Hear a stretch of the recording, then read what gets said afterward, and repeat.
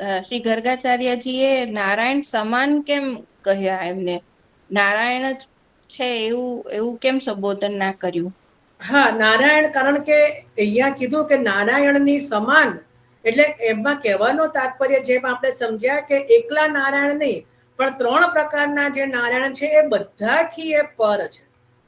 ખાલી નારાયણ છે એવું કહેવાનું એમનો તાત્પર્ય નથી, પણ એ નારાયણથી પણ પર છે, પરમ પુરુષ છે કે ભાઈ બ્રહ્મા વિષ્ણુ મહેશ ત્રણેય એની અંદર જે છે એ પ્રગટ થયા છે, એટલે નારાયણથી પણ અધિક છે એવું કહેવાનું તાત્પર્ય છે, એટલા માટે.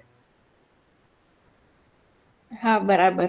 અને આપણે તો શ્રી મહાપ્રભુજીના ગ્રંથ પ્રમાણે તો એવું જાણ્યું છે કે જે સૃષ્ટિ છે મનથી ઉત્પન્ન થઈ એ મર્યાદા માર્ગના થયા, અને દેવી સૃષ્ટિ જે છે એમના શ્રીઅંગમાંથી પ્રગટ થઈ. તો અહીંયા એમને લક્ષ્મીજીને માતા કઈ રીતના સંબોધન? જો લક્ષ્મીજીના પણ 3 સ્વરૂપ છે. લક્ષ્મીજી એટલે તમે કેવલ વિષ્ણુ પત્ની લક્ષ્મી સમજો છો એટલે, બાકી જે છે ને સ્વામિનીજી પણ લક્ષ્મી રૂપા છે.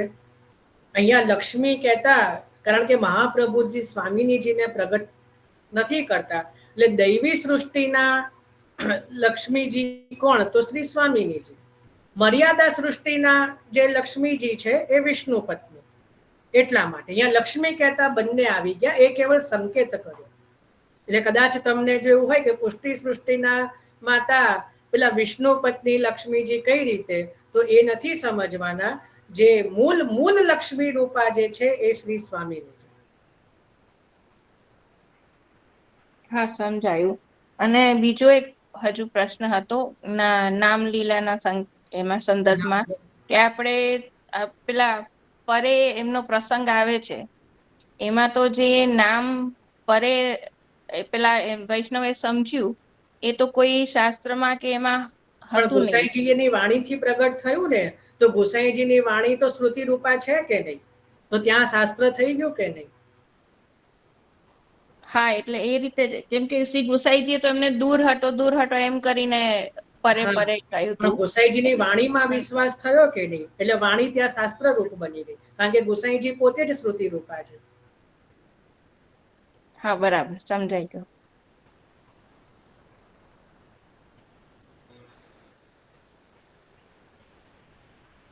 હા, બોલો જતીનભાઈ. જય શ્રી કૃષ્ણ. જય શ્રી આ જે 19મા શ્લોકમાં ઓલા મહાભાગ્યવાળા ભક્તોને શત્રુઓ પરાભવ નહીં કરી શકે, એટલે એ શું, કેવી રીતના?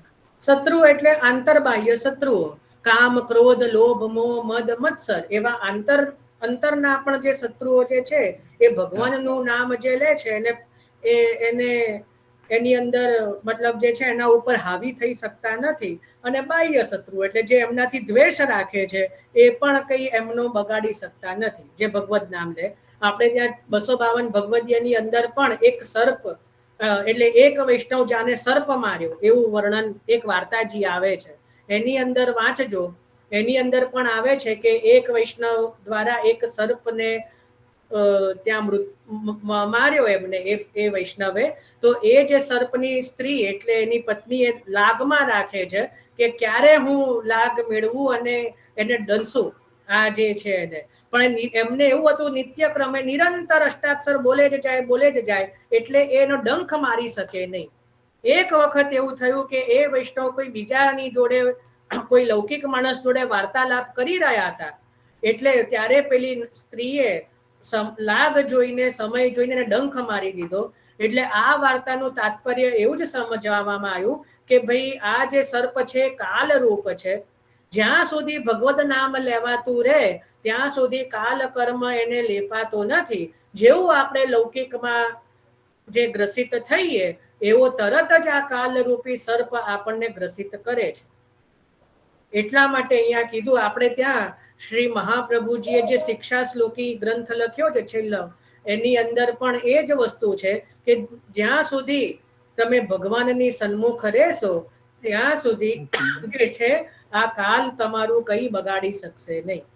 તો અહીંયા પણ એ જ રીતે કીધું કે જે ભગવાનના નામનો આશ્રય લે છે એને આંતર બાહ્ય કોઈ પણ પ્રકારના શત્રુઓ એનો પરાભવ કે એનું કશું બગાડી શકતા નથી. એ રીતે. આ એક અદના બ્રાહ્મણની વાર્તા છે. વાર્તાજીનું નામ છે એક અદાના ગરીબ બ્રાહ્મણ.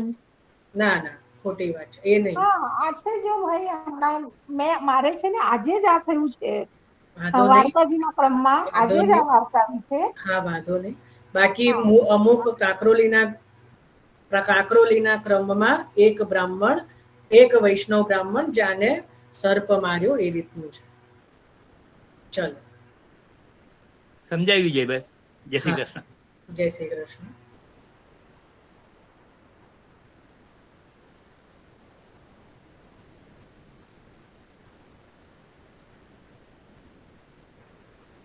ચલો, હવે કોઈને સુંદર પ્રશ્ન આયા,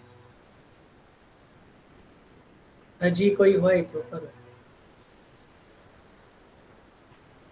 એમાં પણ આવે છે ને એવું માર્ગશ્રી વલ્લભ વર્ણો રે, એમાં પણ આવે છે ને તેને કાલકર્મ કઈ બાંધે, તેને એવું આવે કાલ કર્મ નવ બાંધે રે. એવું તો નવ બાંધે રે. હા, એ તો પહેલા આપણે લઈ જ લીધું.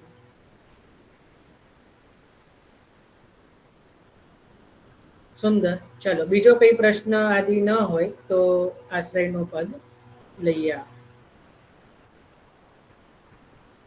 આશ્રયનું પદ લઈએ. ચલો.